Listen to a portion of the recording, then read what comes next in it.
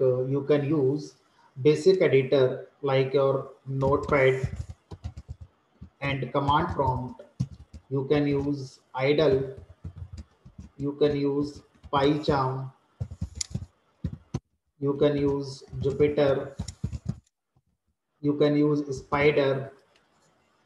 So there are n number of editors available that can be used to write Python code. So I'll be using idle in the basic Python programming and then Jupyter in advanced programming. Advanced programming means in data analytics, machine learning, deep learning, I'll be using this Jupyter. And for basic Python coding, I'll be using this idle. Fine. So let me discuss something about this idle. So full form is of idle is integrated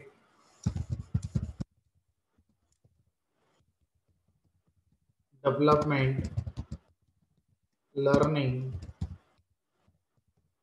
environment. तो ये जो idle tool है, it is integral part of Python installer. You need not to download it separately. So idle के दो part होते हैं. First part is idle shell and second part is your idle editor. So idle shell generally हम लोग use करते हैं input output करने के लिए. तो प्रोग्राम का जो भी आउटपुट हम देखेंगे वो आइडल शेल पे देखेंगे और अगर प्रोग्राम को कुछ भी इनपुट देना है तो वो आइडल पर हम लोग इनपुट देते हैं. Second is IDLE editor. It is basically use to write the code. जो भी कोड हम लिखेंगे उस कोड को लिखने के लिए आइडल एडिटर का यूज करेंगे और उस कोड को जब रन करेंगे तो उसका जो आउटपुट आएगा वो आएगा आइडल एडिटर पे, आइडल शेल पर. सो कैसे ओपन करेंगे? सो जस्ट आपको अपने सिस्टम में जो टास्क बार होता है इसके सर्च में जाएंगे और यहाँ पर राइट करेंगे IDLE IDLE. You will see this option IDLE Python 3.9 64 bit. आपने जो वर्जन इंस्टॉल किया होगा अपनी मशीन पर उस वर्जन का आइडल आपको यहाँ पर दिखाई देगा. आप उसको क्लिक करेंगे. जब आप इसे क्लिक करते हैं तो by default IDLE shell open होता है. This is IDLE shell. अब हम क्या करेंगे, ये जो आइडल शेल है इस आइडल शेल पर हम प्रोग्राम को लिखने की बजाय यहाँ पर हम प्रोग्राम का आउटपुट देखेंगे. तो प्रोग्राम को लिखें कहाँ पर? आइडल एडिटर पे. तो आप चाहते हैं तो आप यहाँ भी प्रोग्राम लिख सकते हैं, लेकिन अभी हम उसमें इंटरेस्टेड नहीं है. हम कोड को लिखेंगे आइडल एडिटर पे. तो फाइल में जाएंगे, शेल में आप देखेंगे तो यहाँ पर फाइल का एक ऑप्शन आ रहा है और यहाँ पर ऑप्शन आएगा न्यू फाइल. और इस न्यू फाइल के ऑप्शन में यहाँ पर आप देखेंगे ये एडिटर आपका ओपन हो जाता है. So this is Python shell और IDLE shell and this is your IDLE editor. So we will use this editor to write the code. तो अब कोड क्या लिखना है, किस तरह से लिखना है? So in C programming language what we use entry point function main to write the code. In Java we use class, but in Python programming language we can directly write the code at top level. We need not to define any function or any class, or you can say we are not forced to define function and classes. In Python we are having the concept of functions and classes, लेकिन ऐसा नहीं है कि पहले दिन ही आपने function और class बनाने. So पहले दिन पाइथन की लाइब्रेरी के हम लोग कुछ फंक्शंस यूज करेंगे. सो पाइथन की लाइब्रेरी में एक फंक्शन है, इसका नाम है प्रिंट, और इस प्रिंट फंक्शन का यूज करके हम लोग पाइथन शेल पर कुछ भी प्रिंट करना चाहते हैं तो प्रोग्राम से प्रिंट कर सकते हैं. ठीक है, क्या लिखेंगे प्रिंट के अंदर? So print is what? Print is a library function. And one thing more, Python is a case sensitive language. ऐसा नहीं है कि पाइथन आसान है तो जो मन आएगा वो लिख देंगे ऐसे करके, ये गलत है. ठीक है, सो जो भी फंक्शंस लाइब्रेरी में हैं उनको जिस केस में लिखा हुआ है उसी ही केस में आप यूज करेंगे. ऐसा नहीं है कि आपने HTML की तरह जो मनाया लोअर अपर लिख दिया, नहीं. ठीक है, Python is a case sensitive programming language. Now in the print function what you will write a message, you will write a value. So वो वैल्यू किस तरह की होनी चाहिए? एनी टाइप, स्ट्रिंग भी हो सकती है, इंटीजर भी हो सकती है, फ्लोट भी हो सकती है, किसी भी तरह की वैल्यू को आप यहाँ पे लिख सकते हैं. So let's start with string message. तो जो भी आप यहाँ पर लिख रहे हैं उसको अगर आप स्ट्रिंग कहेंगे तो स्ट्रिंग की पहचान होती है कि वो हमारा कोट्स के अंदर लिखी जाती है, चाहे आप डबल कोट्स के अंदर लिखें, चाहे आप उसे सिंगल कोट्स के अंदर लिखें, दोनों के अंदर जो भी आप यहाँ लिखते हैं उनको क्या बोलते हैं, स्ट्रिंग्स या स्ट्रिंग का कॉन्सेप्ट कहा जाता है। तो हम C++ के बैकग्राउंड से अगर हैं या जावा या कोई भी लैंग्वेज हमने पढ़ी है तो हमने डबल कोट्स वाले नोटेशन को पढ़ा होगा। तो अब यहाँ पर हम क्या क्या लिख सकते हैं, अल्फाबेट लिख सकते हैं ABCD, डिजिट लिख सकते हैं 0 1 2 3 4 अप टू 9, सिंबल लिख सकते हैं plus minus comma less than greater than, ये सब क्या कहलाते हैं, वन वर्ड में करेक्टर कहलाते हैं। सो अगर कोई आपसे पूछता है व्हाट इज ए स्ट्रिंग, आप बोलेंगे string is a sequence of character, string is not a sequence of alphabets. Initially हमें लगता है कि जब हम पहले प्रोग्राम में यहाँ पर हेलो प्रिंट कराएंगे तो हेलो में तो सारे अल्फाबेट है ABCD वाले, लेकिन ऐसा नहीं होता है, ऐसा हम पहले दिन कर सकते हैं, है ना। तो हम यहाँ पर जो भी लिखते हैं डेट इज करेक्टर, और डबल कोट्स के अंदर या सिंगल कोट्स के अंदर लिखेंगे यहाँ पर, ठीक है। चलिए, तो मैंने लिख दिया यहाँ पर अभी simple message, this is Python, है ना। अब इस मैसेज को मैं यहाँ पर प्रिंट कराना चाहता हूँ, क्या इसको टर्मिनेट करना होगा हमारे लिए ऐसे करके। So in Python programming language statement termination is optional, कुछ इस तरह से आप समझेंगे। मान लीजिए इंग्लिश के अंदर मैंने कोई स्टेटमेंट लिखा, मैं लिखा यहाँ पर दिस इज ए पेन,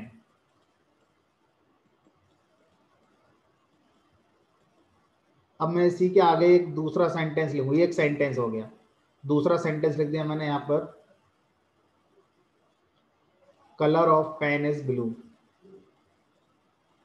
अब आप दो सेंटेंस अगर लिखेंगे तो कैसे आइडेंटिफाई करेंगे ये सेंटेंस कहाँ खत्म हो गया, तो ये तो आपके ब्रेन में है कि यहाँ पर खत्म हो गया पहला वाला, दूसरे वाले शुरू यहाँ से हुआ, ये आपके ब्रेन के अंदर है। आप क्या नोटेशन यूज करते हैं फिर सामने वाले को समझाने के लिए, फुल स्टॉप। फुल स्टॉप से क्या होता है, दो सेंटेंस सेपरेट हो सकते हैं इंग्लिश में अगर हम लिख रहे हैं तो। अगर हम हिंदी की बात करें तो इसे ब्राम कहते हैं। अगर हम दो सेंटेंस को एक ही लाइन पे ना लिखकर दो अलग अलग लाइन पे लिखें तो एक सेंटेंस यहाँ लिख दिया, एक सेंटेंस यहाँ लिख दिया, तो अब फुल स्टॉप अगर आप नहीं भी लगाएंगे तो भी मैं समझ जाऊंगा कि भाई ये सेंटेंस अलग है और ये सेंटेंस आपका अलग है ना। तो फुल स्टॉप लगाना कब जरूरी है, इंग्लिश में किसी भी सेंटेंस के बाद, जब उसी लाइन में एक और सेंटेंस आप लिखने की बात करते हैं तो फुल स्टॉप लगाना जरूरी है, अदरवाइज जरूरी नहीं है, लगाइए मत लगाइए। पाइथन का भी यही कहना है कि पाइथन में जो आप सेंटेंस कहते हैं इंग्लिश में, वही चीज क्या कहलाती है पाइथन में, स्टेटमेंट। तो अगर आप एक लाइन में एक ही स्टेटमेंट लिखने की बात कर रहे हैं तो ये टर्मिनेशन ऑप्शनल है, इट इज ऑप्शनल, आपको इसको टर्मिनेट करने की जरूरत नहीं है। But suppose you want to write more than one statement in a same line, now statement termination is optional after this. अगर आपने ये स्टेटमेंट टर्मिनेट नहीं करा और पाइथन में फुल स्टॉप नहीं लगाते, है ना, हमें इंग्लिश लाइक स्टेटमेंट यूज करने हैं लेकिन ग्रामर किसकी फॉलो करनी है, पाइथन की, जो रूल्स है वो पाइथन के फॉलो करने हैं। अकॉर्डिंग टू पाइथन जो भी स्टेटमेंट आप टर्मिनेट करेंगे वो सेमीकोलन से करते हैं। अब ये सही है, और अगर आप ऐसे की जगह ऐसे लिखेंगे तब भी सही है, क्योंकि यहाँ अब आपका मन है आप टर्मिनेट करें या ना करें, ठीक है। तो अभी हम दो की बात नहीं करते। थिंग इज कि क्या पाइथन में स्टेटमेंट टर्मिनेशन ऑप्शनल है या नहीं है, तो आप बोलेंगे सर ये ऑप्शनल है अगर हम एक लाइन पे एक ही स्टेटमेंट लिखते हैं, और ये मस्ट है, लगाना ही पड़ेगा नहीं तो एरर आ जाएगी। कब, अगर हम एक लाइन पर एक से ज्यादा स्टेटमेंट लिखते हैं तो, ठीक है, तो ये मस्ट है। चलो फिलहाल हम एक की बात करते हैं। अब ये जो स्टेटमेंट मैंने यहाँ लिखा हुआ है, इस स्टेटमेंट को रन कराने के लिए मुझे पहले इस प्रोग्राम को, अब देखो इस प्रोग्राम में है क्या, एक ही तो लाइन लिखी है, एक ही स्टेटमेंट है, तो उसी को हम प्रोग्राम कह रहे हैं। आज हम एक लिख रहे हैं, हो सकता है एंड ऑफ द डे जब कोर्स कंप्लीट होगा तो 10,000 लाइंस का कोड भी लिखेंगे फिर हम, कुछ भी हो, है तो पाइथन का प्रोग्राम है। अब इसको हम एक फाइल में सेव करेंगे। क्यों करेंगे फाइल में सेव, क्योंकि हमारा जो सिस्टम है, जो हमारा ऑपरेटिंग सिस्टम है विंडोज, लाइनक्स, मैकबुक, ये सब फाइलों को समझते हैं। अगर आपके पास एक मूवी है तो वो भी एक फाइल में है MP4, आपके पास एक सॉन्ग है वो भी एक फाइल है, आपके पास PPT है वो भी एक फाइल है, रिज्यूमे वो भी फाइल है, जो भी है वो फाइल है। तो पाइथन का प्रोग्राम भी तो फाइल ही होगा, अलग तो कुछ हो नहीं जाएगा हमारा। तो मुझे क्या करना है, इस प्रोग्राम को एक फाइल में सेव करना होगा, ठीक है। फाइल में जाएंगे, ऑप्शन आएगा सेव एज, इस पर क्लिक करेंगे, और जब इस पर क्लिक करते हैं तो बाय डिफॉल्ट ये हमारा कहाँ सेव हो रहा है, ये हो रहा है उस डायरेक्टरी में जहाँ पर आपने पाइथन को इंस्टॉल किया है। और अगर आप चाहते हैं कि आप एक दूसरी डायरेक्टरी में इसे इंस्टॉल करेंगे तो आप क्या कर सकते हैं, आप अपना पर्टिकुलर ड्राइव सेलेक्ट कर सकते हैं। जैसे मैं सारे बैचेस के जो प्रोग्राम्स हैं उनको एक डायरेक्टरी में सेव यहाँ पर कर रहा हूँ। जैसे आपका 530 वाला हो गया, यहाँ पर अगर मैं सेव करना चाहूँ तो मैं कर सकता हूँ। ठीक है, तो यहाँ पर हमने सेव कर दिया। क्या नाम देना चाहते हो, जो आप देना चाहते हैं वो नाम आप यहाँ पर दे सकते हो। ठीक है, मान लो मैंने इसका नाम दे दिया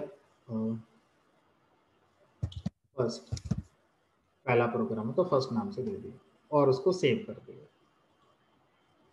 तो ये फर्स्ट डॉट पी वाई से हमारा ई ड्राइव के अंदर जाके सेव हो गया। अब क्या करना है, अब मुझे इसे रन करना है। तो कैसे रन करेंगे, यहाँ पे जाएंगे, जो एडिटर था उसमें रन नाम से मेन्यू आ रहा था और उस पर रन मॉड्यूल क्लिक करेंगे। आप शॉर्टकट की यूज़ कर सकते हैं फंक्शन के साथ F5।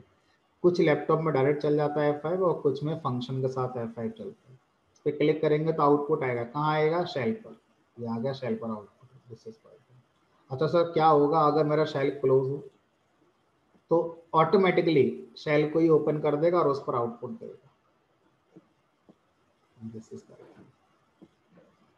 ठीक है, तो इस तरह से हम क्या कर सकते हैं, इस तरह से किसी भी पाइथन प्रोग्राम को पहले लिखेंगे फिर उसको एक फाइल में सेव करेंगे। तो मैंने अभी आपके लैपटॉप पे, अपने वाले लैपटॉप पर ई के अंदर बैचेस के अंदर 530 नाम की एक डायरेक्टरी बनाई है और उसमें फर्स्ट नाम से इस फाइल को सेव कर दिया है। जब हम किसी पाइथन फाइल को सेव कर देते हैं तो उसी फाइल को एक और नाम से भी जाना जाता है, उसका नाम स्क्रिप्ट होता है। तो जब मैं यहाँ पर बोलूँगा ये क्या है, तो आप बोलेंगे कि ये आपका, बाकी चीज़ें मैं हटा देता हूँ जिनकी ज़रूरत नहीं है, और जो मैंने आज बनाई है सिर्फ उसको रखते हैं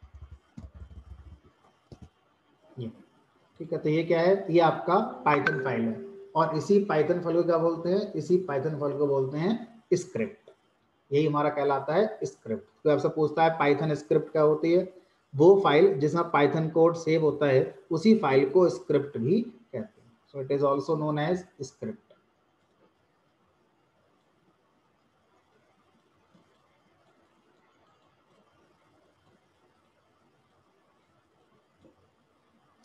ठीक है, तो कुछ लोग कहेंगे हाँ मेरे पास एक स्क्रिप्ट पड़ी है पाइथन की, तो आप बोलेंगे लाओ पेन ड्राइव में दे दो। मतलब यही है कि वो एक, उसके पास एक पाइथन का प्रोग्राम है और आप उसे पेन ड्राइव में लेकर आ रहे हैं। ठीक है, तो इस तरह से हमारा क्या हो जाता है, स्क्रिप्ट वाली कहानी हो जाती है।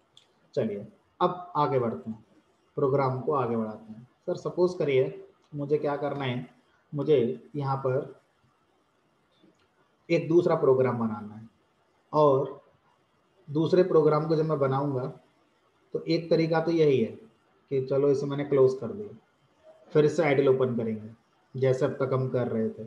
और एक तरीका और है, वो तरीका क्या है कि आप क्या करें, जो पहले से बना हुआ प्रोग्राम है इसको आप ओपन करिए और उसी को आप क्या कर दीजिए, सेव एज कर दीजिए। कैसे, देखते हैं। ये मेरा पहले से बना हुआ प्रोग्राम है। मान लीजिए आज मैंने एक प्रोग्राम बना के क्लास बंद कर दी और कल हो गई है। अब कल मुझे क्या करना है, जो मैंने प्रोग्राम बनाया था एग्जिस्टिंग उसी को रन कराना है, नया नहीं बनाना। तो कैसे करेंगे, या एक नया बनाना है तो कैसे बनाएंगे, उसकी बात करते हैं। तो मान लीजिए ये वो डायरेक्टरी है जहां पर हमने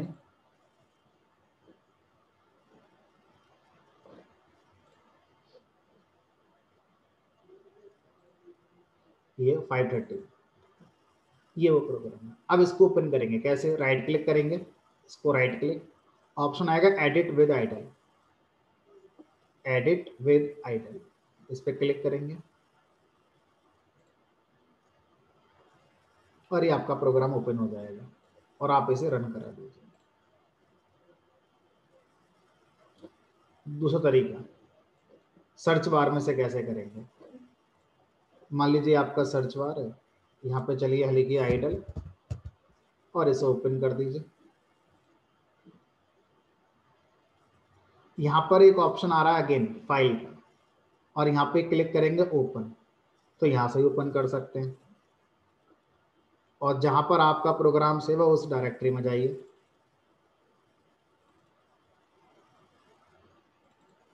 ओपन कर दीजिए। तो चाहे तो आप डायरेक्टरी में मैनुअली जाए और उस पर राइट क्लिक करके एडिट कर दें तो वो फाइल ओपन हो जाएगी, और आप चाहे तो सर्च बार से पहले आइडल ओपन कर लें, फिर उसके फाइल के अंदर ओपन ऑप्शन से एग्जिस्टिंग फाइल को ओपन कर सकते हैं, फिर आप उसे रन कर दीजिए। ठीक है, अब मुझे एक दूसरा प्रोग्राम बनाना है। ठीक है, तो मैंने क्या करा, एक तो काम ये कर सकते हैं, इसी में चेंज कर देते हैं। अगर मैं इसमें चेंज कर दूंगा तो फिर जो पहले मैंने लिखा था वो सब मॉडिफाई हो जाएगा। मैं चाहता हूं कि सारे प्रोग्राम्स मेरे पास बने रहें, मैं ताकि कल को एनालाइज करना चाहूँ, देखना चाहूँ पहले में क्या था फिर क्या चेंज करा हमने, वो सारा मैं अलग अलग प्रोग्राम को समझ पाऊँ, देख पाऊँ। तो मैंने क्या करा, इस फाइल में एडिट ना करके इस फाइल में जाकर सेव एज कर लिया और यहाँ पर इसका एक नया नाम दे दिया। ठीक है, अब जो भी नाम देना चाहते हैं वो नाम आप दे सकते हैं। मैंने इसका नाम मान लो 2 दे दिया, तो सेकंड लिखेंगे ज़्यादा समय लगेगा, मैंने 2 नाम दे दिया। अब इससे क्या होगा, 2 नाम की नई पाइथन फाइल बन जाएगी और उसमें वही कोड होगा पहले से ही जो अभी फर्स्ट वाली में था। ठीक है, और फर्स्ट वाली अलग हमारी सेव हो गई है, ये 2.py फाइल बन गई और इसमें पहले से वही लिखकर आ गया जो अभी फर्स्ट वाली में लिखा था। और आप जाकर अगर फोल्डर में देखेंगे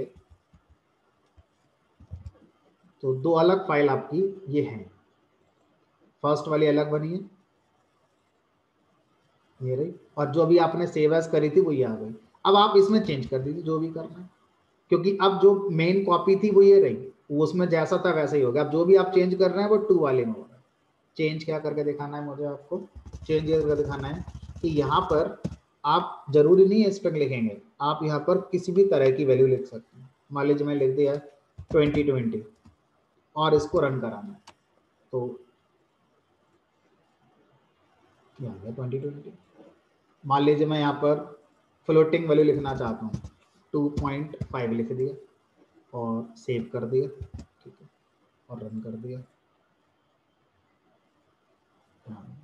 तो आप प्रिंट फंक्शन के थ्रू किसी भी टाइप की वैल्यू को प्रिंट कर सकते हैं, स्ट्रिंग, इंटीजर, फ्लोट, किसी भी टाइप की वैल्यू को डायरेक्टली प्रिंट कर सकते हैं। Now the thing is, Python के अंदर जब हम स्ट्रिंग का यूज करते हैं, मान लीजिए मैंने लिखा है यहाँ पर पाइथन की स्ट्रिंग में कुछ भी लिख दिया मैसेज, तो हम पाइथन की स्ट्रिंग में कुछ स्पेशल कैरेक्टर यूज कर सकते हैं। बहुत सारे स्पेशल कैरेक्टर्स होते हैं, अभी आपको 2 स्पेशल कैरेक्टर सीखने हैं। पहला होता है \t, दूसरा होता है \n। तो अगर मैं मान लीजिए इस p के बाद \t लिख देता हूँ, तो आउटपुट में a p/t as it is print नहीं होगा। \t पाइथन में एक स्पेशल कैरेक्टर माना जाता है और इसका मतलब होता है टैब स्पेस, यानी कि जब एप्पल प्रिंट होगा तो जहां पर ये /t है उसकी जगह पर आपको टैब स्पेस नजर आएगा। टैब स्पेस का मतलब होता है ग्रुप ऑफ स्पेसेस। कितने का ग्रुप होता है ये पहले से नहीं पता होता, 4 का भी हो सकता है, 5 का भी हो सकता है, 3 का भी हो सकता है। ठीक है, लेकिन ग्रुप ऑफ स्पेसेस होता है, ये क्लियर है, ए पी और ये आपका टैब स्पेस, फिर pl। ठीक है, इसी तरह से आपका एक स्पेशल कैरेक्टर और होता है जिसका नाम होता है \n, और ये जो \n है ये जब भी स्ट्रिंग के अंदर आता है तो ये हमारा रिप्रेजेंट करता है न्यू लाइन के लिए। ठीक है, तो आउटपुट में आपको /n प्रिंट ना होकर न्यू लाइन नजर आएगी। तो अगर मैं इस स्ट्रिंग को प्रिंट करा रहा हूं तो मुझे आउटपुट नजर आएगा a p, उसके बाद टैब स्पेस, फिर p, फिर न्यू लाइन, आउटपुट में न्यू लाइन आएगी और LE न्यू लाइन पर मुझे नजर आएगा। A P टैब स्पेस फिर P और ये न्यू लाइन, और न्यू लाइन पर आपका LE नजर आ गया। अब इस बात का मैं बहुत ध्यान रखना है कि आप बोलें कि /t/n बिना डबल कोट्स के लिखे जा सकते हैं, आंसर इज नो। अगर आपने ना बिना डबल कोट्स के लिख दिया तो ये एरर आ जाएगी। लाइक आपने सोचा डबल कोट्स के बाहर लिख देते हैं /t, गलत हो जाएगा। क्योंकि ये स्ट्रिंग के अंदर लिखे जाएंगे, स्ट्रिंग के स्पेशल कैरेक्टर हैं, और स्ट्रिंग वो होती है जो डबल कोट्स के अंदर हमारी लिखी जाती है। अब एरर आ जाएगी कि ऐसा गलत है, ये सिंटैक्स ही गलत, ठीक है। तो आपको इसको स्ट्रिंग के साथ ही लिखना होगा, अगर लिखना होगा तो, ठीक। तो /t टैब स्पेस आउटपुट में देता है, और /n न्यू लाइन आउटपुट में देता है। कब? जब आप इसे स्ट्रिंग में लिखते हैं कोड के अंदर, ठीक। सपोज करिए ये हो गया /t और ये हो गया आपका /n वाला कॉन्सेप्ट। अब मैं चाहता हूँ इसको भी सेव एज कर लेते हैं और एक नई फाइल बना लेते हैं 3.py। अगर मैं इन स्पेशल कैरेक्टर्स को एज इट इज प्रिंट करना चाहता हूँ, मैं इनका जो मीनिंग है वो नहीं चाहता आउटपुट में, मैं चाहता हूँ /t as it is print हो जाए, /n as it is print हो जाए, तो उसके लिए हमें एक प्रीफिक्स यूज करना होता है, स्ट्रिंग का प्रीफिक्स, और वो प्रीफिक्स होता है r। r का मतलब है रॉ स्ट्रिंग, ठीक है। तो जब आप r प्रीफिक्स यूज करते हैं तो इस स्ट्रिंग के अंदर जितने भी कैरेक्टर्स हैं वो ऑर्डिनरी कैरेक्टर होते हैं और उनका कोई भी स्पेशल मीनिंग अब नहीं माना जाता। तो आउटपुट में /t जैसा था वैसा ही प्रिंट होगा, देखो /t/n। और अगर यहाँ से जस्ट मैं r हटा दूं तो ये अब स्पेशल कैरेक्टर के मीनिंग आउटपुट में नजर आएंगे, और न्यू लाइन पर LE। तो इस तरह से एक कॉन्सेप्ट हो गया रॉ स्ट्रिंग, R का मतलब raw, RAW, raw string. Python इसको दोनों केस में सपोर्ट करता है, लाइक कैपिटल R लिखेंगे तब भी चलेगा, स्मॉल r लिखेंगे तब भी चलेगा। तो इसका मतलब ये नहीं है कि पाइथन केस सेंसिटिव नहीं होती, इसका मतलब यह है कि पाइथन ने दोनों केस में इसको सपोर्ट कराया हुआ है,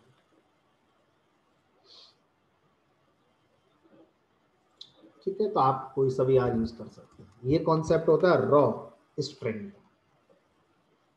एक प्रोग्राम और बनाते हैं।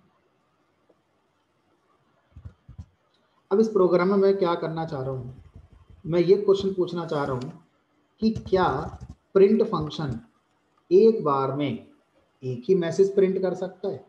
क्या ऐसा नहीं हो सकता कि ये एक से ज्यादा हमारे मैसेज प्रिंट कर सकता हो? Answer is yes. Print function multiple values भी एक साथ प्रिंट कर सकता है। कैसे करेगा?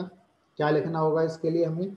तो जितने भी मैसेज लिखने हैं, चाहे वो इंटीजर हो, चाहे फ्लोट हो, चाहे स्ट्रिंग हो, सारे स्ट्रिंग हो, सारे इंटीजर हो, कुछ स्ट्रिंग कुछ इंटीजर हो, आपको प्रिंट फंक्शन के अंदर कॉमा लगा के लिखने हैं। तो सबसे पहले मान लीजिए लिख दिया मैंने यहाँ पर पाइथन, फिर ये तो हो गया एक मैसेज। अब ये स्ट्रिंग मैंने यहाँ पर एक सिंगल स्ट्रिंग मानी, कॉमा लगाएंगे और दूसरा मैसेज लिखेंगे। अब दूसरा मैसेज चाहे स्ट्रिंग हो चाहे इंटीजर हो, कुछ भी ले सकते हैं। और दूसरा मैसेज मान लीजिए लिख दिया मैंने यहाँ पर डेटा साइंस, या शॉर्ट में DS लिख दिया। उसके बाद यहाँ लिख दिया मैंने AI। अब अगर मैं इन तीन मैसेजेस को एक साथ प्रिंट फंक्शन से प्रिंट कराना चाहूँगा तो ये प्रिंट हो जाते हैं, लेकिन क्वेश्चन ये है कि आउटपुट में ये जब प्रिंट होंगे तीन मैसेज तो किस फॉर्मेट में प्रिंट होंगे? क्या ये एक ही लाइन में आएंगे आउटपुट में, या अलग अलग लाइन में आएंगे? किस तरह से आएंगे? तो प्रिंट फंक्शन का कहना है कि अगर आप मल्टीपल मैसेज एक साथ प्रिंट कराते हैं तो मैं बाय डिफॉल्ट सेपरेटर यूज करता हूँ इन सबको आउटपुट में सेपरेट करने के लिए। या तो आप बताइए वो सेपरेटर क्या होगा, और अगर आप नहीं बताएंगे तो बाय डिफॉल्ट सेपरेटर की वैल्यू स्पेस यूज करी जाएगी। तो इसका जो आउटपुट आएगा वो आएगा Python space DS space AI।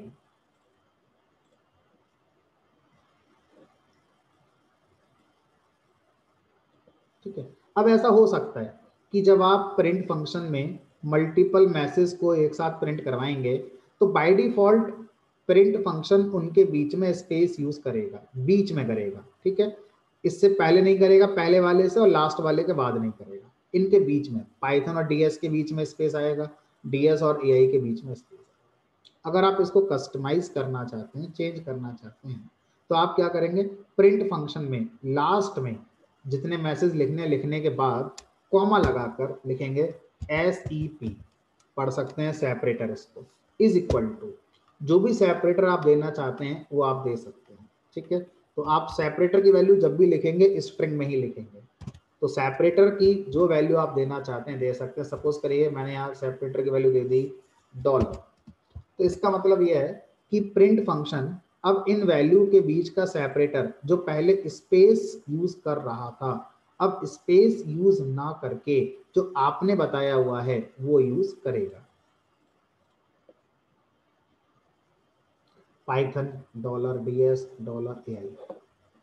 इस बात का मतलब ये नहीं होता कि सेपरेटर में जो आप लिख रहे हैं वो सिंगल कैरेक्टर हो सकता है। सेपरेटर का यहाँ पर जो वैल्यू वो एक स्ट्रिंग है, आप यहाँ पे कुछ भी लिख सकते हैं। मान लीजिए मैंने यहाँ लिख दिया इंडिया, तो अब जितने भी मैसेज हैं उनके बीच में सेपरेटर इंडिया यूज होगा, तो इसका आउटपुट आपको नजर आएगा Python India ds India AI। ये सेपरेटर की वैल्यू है इस बार। ठीक है, तो सेपरेटर की वैल्यू आप स्ट्रिंग टाइप की कुछ भी लिख सकते हैं। अगर मैं यहाँ पर कॉमा लिख दूं तो अब जो आउटपुट आएगा वो पाइथन ds AI।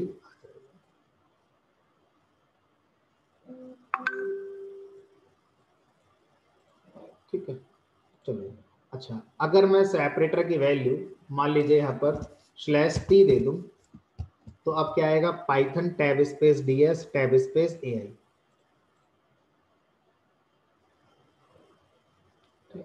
और अगर मैं यहाँ पर कह दूं /n तो पाइथन के बाद अब सेपरेटर क्या यूज होगा न्यू लाइन, तो पाइथन के बाद क्या बन जाएगी न्यू लाइन, फिर न्यू लाइन पर आ जाएगा ds, फिर ds के बाद सेपरेटर चलेगा फिर बन जाएगी न्यू लाइन, तो फिर AI कहाँ आएगा न्यू लाइन पर।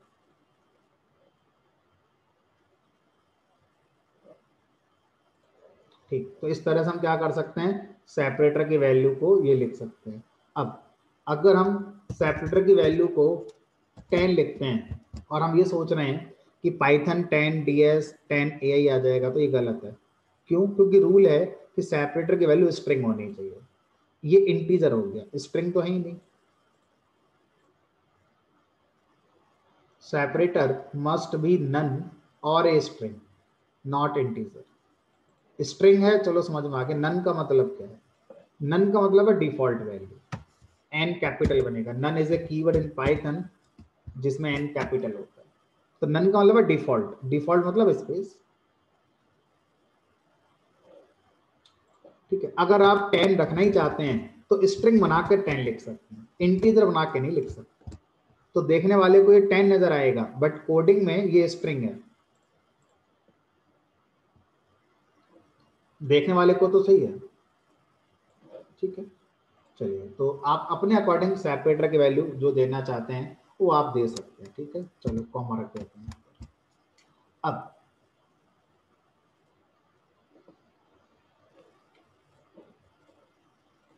एक प्रोग्राम और बनाते हैं। सपोज करिए इस बार मैं एक से ज्यादा प्रिंट लिखता हूं, तो मैंने प्रिंट कर दिया एप्पल, एक और प्रिंट लगाना चाहते हैं सेम लाइन पर, मतलब मैं अब एक से ज्यादा स्टेटमेंट लिख रहा हूं और अभी एक लाइन पर ही लिख रहा हूं, लाइन अलग अलग में नहीं लगा। ठीक है, प्रिंट एप्पल कर दिया, प्रिंट मैंगो कर दिया, तो ये एरर आ जाएगी क्योंकि एक लाइन पर एक स्टेटमेंट लिखना अलाउड है, एक से ज्यादा लिखने के लिए आपको टर्मिनेट करना पड़ेगा। एरर आ गई इनवैलिड सिंटैक्स, तो क्या करें अब? हमने कहा टर्मिनेट कर दीजिए पहले वाले को, दूसरे वाले को ऑप्शनल है, अगर इसके आगे भी एक और लिखोगे तो ये भी करना पड़ेगा, अदरवाइज ये ऑप्शनल है। ठीक है, तो मान लीजिए मैंने ऐसे लिख दिया प्रिंट एप्पल और प्रिंट कर दिया यहाँ पर मैंगो। अब क्वेश्चन ये है कि जब मेरा आउटपुट आएगा तो एप्पल आएगा, ये तो सही है, मैंगो भी आएगा, ये भी क्लियर है, लेकिन उन दोनों को आउटपुट में किस फॉर्मेट में दिखाया जाएगा? एप्पल के जस्ट आफ्टर मैंगो आएगा, या आफ्टर के बाद स्पेस आएगा फिर मैंगो आएगा, या कैसे आउटपुट आएगा? तो यहाँ पर हमें समझना होगा। प्रिंट फंक्शन जब भी हमारा कोई भी मैसेज प्रिंट करने के बाद टर्मिनेट होता है तो न्यू लाइन से टर्मिनेट होता है, यानी कि जितने भी प्रिंट फंक्शन आप यूज करेंगे पाइथन में by default her print function last में न्यू लाइन प्रोवाइड करता है। तो एप्पल के बाद क्या आएगी, न्यू लाइन, फिर उसके बाद क्या प्रिंट हो जाएगा, मैंगो, और मैंगो के बाद भी क्या आ जाएगी, न्यू लाइन, क्योंकि ये प्रिंट दूसरा है। लेकिन इससे जो न्यू लाइन आएगी उससे खास फर्क हमारे प्रोग्राम पे नहीं पड़ेगा, क्योंकि उसके आगे कुछ है ही नहीं हमारा। अब क्वेश्चन ये आता है कि प्रिंट फंक्शन हर मैसेज के बाद न्यू लाइन देता, हमने कहा नहीं, हर मैसेज के बाद नहीं, पूरा प्रिंट जब कंप्लीट हो जाता है तब लास्ट में एक बार न्यू लाइन देता है। क्या मतलब है इसका, अगर मैं एप्पल के साथ यहाँ बनाना लिख दूं तो प्रिंट फंक्शन कब कंप्लीट होगा, दोनों मैसेज प्रिंट करने के बाद, तब न्यू लाइन देगा। लेकिन इन दोनों के बीच में क्या चल रहा है, इन दोनों के बीच में तो सेपरेटर चल रहा है, एप्पल स्पेस बनाना, क्योंकि मैंने यहाँ सेपरेटर तो बताया नहीं है, एप्पल आएगा, स्पेस आएगा, बनाना आएगा, प्रिंट कंप्लीट हो गया, अब न्यू लाइन आ जाएगी। और फिर मैंगो कहाँ नजर आएगा आपको, न्यू लाइन पर नजर आएगा,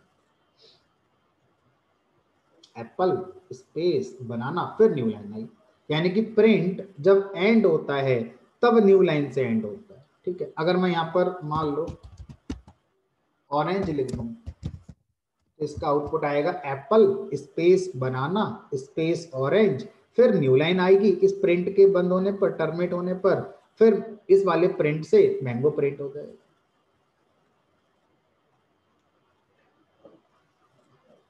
अब अगर मैं इसको नेक्स्ट लाइन पे लिख दूं उससे फर्क नहीं पड़ता, ये तो कोड है। अब ये सेमीकोलन ऑप्शनल है, हटा देंगे तब भी चल जाएगा, लगा देंगे तब भी चल जाएगा, चलो हटा दिया, आउटपुट पे कोई फर्क नहीं पड़ेगा, एप्पल बनाना ऑरेंज। ठीक है, अब क्वेश्चन ये आता है, क्या सर कोई ऐसा तरीका है जिससे जो प्रिंट एंड होता है न्यू लाइन से वो हम कस्टमाइज कर पाए, मान लो कभी नीड आ जाए तो। Answer is yes, by default print function new line से एंड होता है। अगर आप इसको कस्टमाइज करना चाहते हैं तो लास्ट में एक और आर्गुमेंट है सेपरेटर की तरह, जिसका नाम होता है E and D. And argument की वैल्यू भी स्ट्रिंग ही होती है, उसी तरह से जिस तरह से सेपरेटर आर्गुमेंट की वैल्यू होती थी। बाय डिफॉल्ट एंड आर्गुमेंट की वैल्यू क्या होती है, स्लैश। इसीलिए जब प्रिंट फंक्शन एंड होता है तो किससे एंड होता है, न्यू लाइन से, ये बाय डिफॉल्ट होती है वैल्यू। तो अभी भी आउटपुट सेम आएगा जो अभी आ रहा है। सोचो अगर मैं यहाँ पर स्लैश टी की जगह स्लैश टी लगा दूं तो इसका आउटपुट क्या आएगा, एप्पल स्पेस बनाना स्पेस ऑरेंज, और इस बार प्रिंट किससे एंड होगा, टैब स्पेस, ना कि न्यू लाइन से। तो मैंगो इस बार कहाँ नजर आएगा, सेम टैब स्पेस के बाद सेम लाइन पर।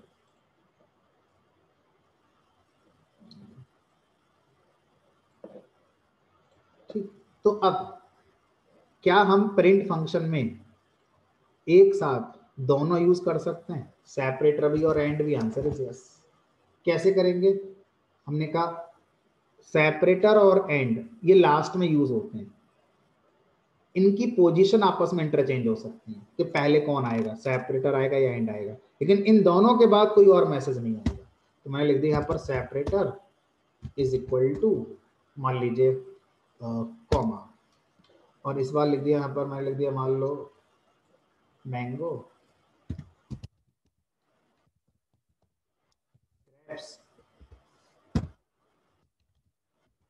और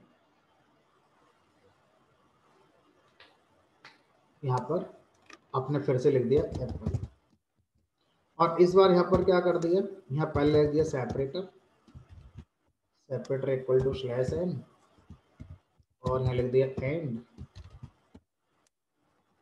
and equal to,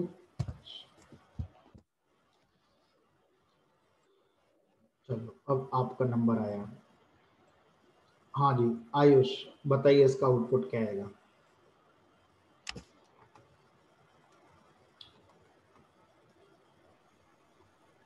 yes Ayush, if I, हाँ यस बताइए। जी सर, इसका सबसे पहले एप्पल कॉमा बनाना कॉमा ऑरेंज, हम्म उसके बाद एंड स्पेस टैब आएगा, हम्म उसके बाद मैंगो, हम्म फिर नेक्स्ट लाइन, फिर hmm, grapes next line, apple next line, और लास्ट में 3। ठीक है,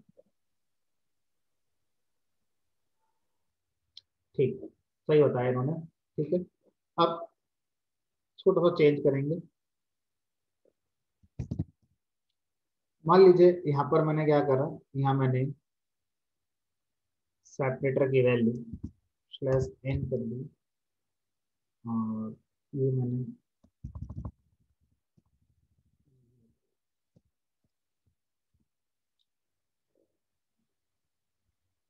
यस सचिन, बताइए इसका आउटपुट क्या आएगा इस बार। सर इसका होगा एप्पल, न्यू लाइन, बनाना, हम्म, फिर न्यू लाइन ऑरेंज, फिर टैब स्पेस होगा मैंगो, हम्म। ग्रेप्स और एप्पल। तो देखो लास्ट वाला आउटपुट क्लियर करो, मैंगो ग्रेप्स एप्पल के बीच में क्या आएगा। इनके बीच में तो बाय डिफॉल्ट स्पेस होगा। हाँ एग्जैक्टली। तो द थिंग इज कि जो सेपरेटर और एंड आर्गुमेंट यूज करते हैं, it is not for whole program, it is only for specific print statement. So if you are specifying AND argument and separator argument for a particular print, then print will use these values. And if you are not specifying and separator argument, then print function will use default values. And default value of separator is space, simple space, and default value of AND is new.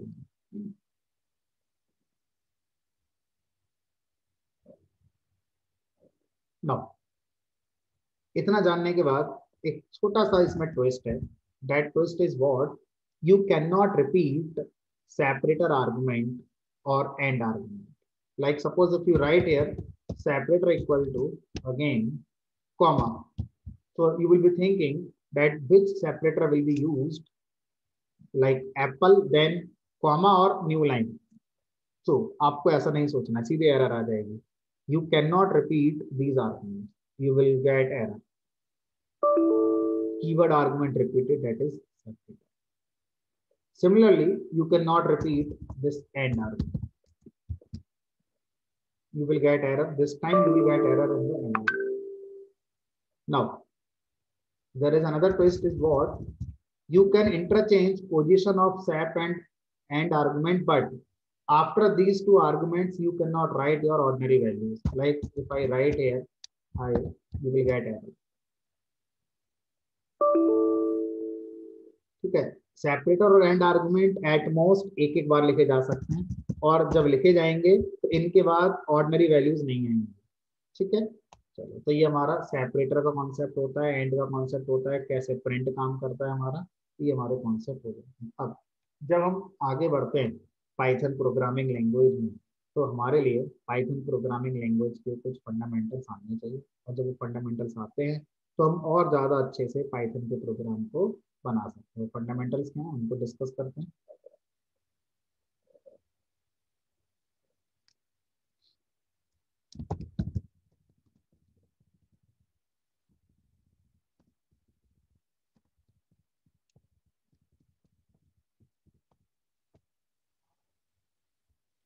So first I will write those fundamentals.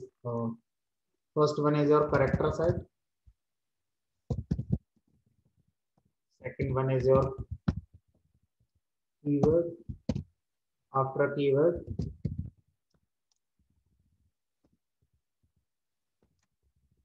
comment, literal,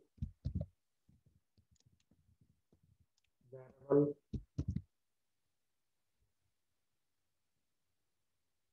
then your operator, then your user input, condition,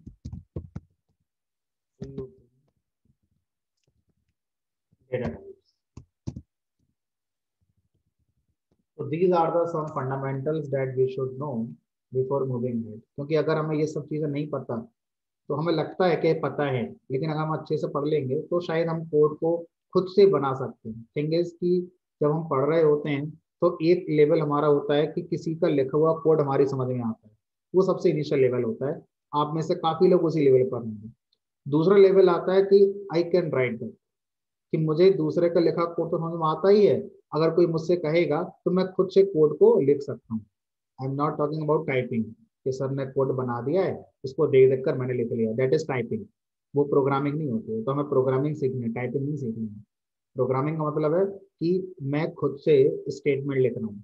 ठीक है. मुझे पता है कि कहाँ पर क्या चीज लगानी है. तो वो आप तभी कर पाएंगे जब आपको ये सारी चीजें बहुत अच्छे से क्लियर होंगी. अगर इनमें कहीं भी आपको प्रॉब्लम होगी तो खुद से स्टेटमेंट लिखते समय कहीं ना कहीं आप स्टक होते रहेंगे. ठीक है. चलिए तो एक एक शुरू करते हैं. That is correct. ये करेक्टर सेट क्या होता है इसकी बात देखिए। जब भी कोई प्रोग्रामिंग लैंग्वेज बनाई जाती है तो उस प्रोग्रामिंग लैंग्वेज में हमें कुछ इनपुट आउटपुट करेक्टर्स दिखाने होते हैं। जैसे अभी मैंने जितनी भी प्रोग्राम रन कराई, 4 से 8 प्रोग्राम, छोटे छोटे प्रोग्राम्स थे, उन सब में आपका जो आउटपुट आ रहा था वो अल्फाबेट्स, डिजिट्स, सिंबल्स में आ रहा था। ठीक है, हम चाहते हैं कि एक पाइथन की एप्लीकेशन बनाई जाए जो एटीएम में चलेगी। और एटीएम में जब एप्लीकेशन चलेगी तो पहले सिलेक्शन होगा लैंग्वेज का, कि आप आउटपुट को हिंदी में देखना चाहते हैं, इंग्लिश में देखना चाहते हैं। अगर मैंने हिंदी सेलेक्ट करा तो आपका प्रोग्राम कैपेबल होना चाहिए हिंदी में आउटपुट दिखाने के लिए। जैसे आप मोबाइल में देखते हैं, एटीएम में देखते हैं, बहुत सी वेबसाइट में आप देखते हैं, अलग अलग लैंग्वेज में आप देख सकते हैं। तो ये कैसे होता है किसी भी प्रोग्रामिंग लैंग्वेज में, कैसे हम ये हिंदी में, उर्दू में, तमिल में लिख सकते हैं या अदर करेक्टर्स में इनपुट ले सकते हैं देन इंग्लिश करेक्टर्स। सो उसके लिए हमें पहले लैंग्वेज से पूछना होता है कि लैंग्वेज किस करेक्टर सेट को सपोर्ट करती है।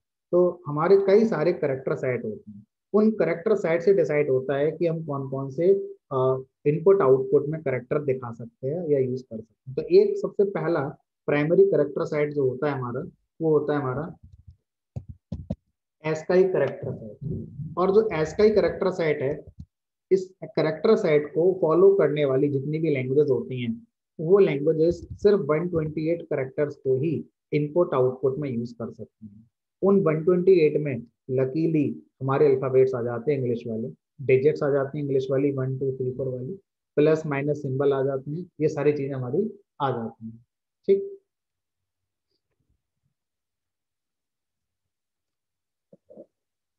अब एक दूसरा करेक्टर सेट आता है जिसका नाम होता है हमारा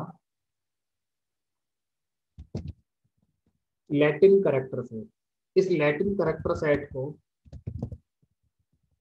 एक्सटेंडेड एस्काई करेक्टर सेट भी कहा जाता है।